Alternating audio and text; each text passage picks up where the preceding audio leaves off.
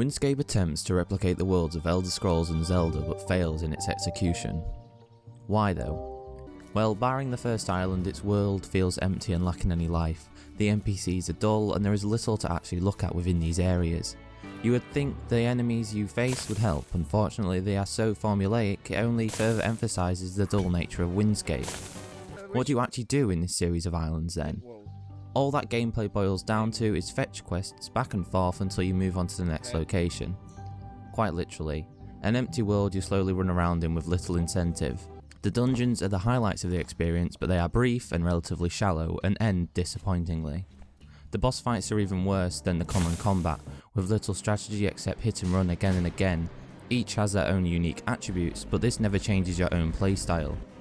The high point of Windscape is the weapons crafting system, which is genuinely interesting and adds some variety to the gameplay. With options to use spells, axes, swords and bows, you can alter your character in a very minor way. Unfortunately, this doesn't compensate for the dismal combat.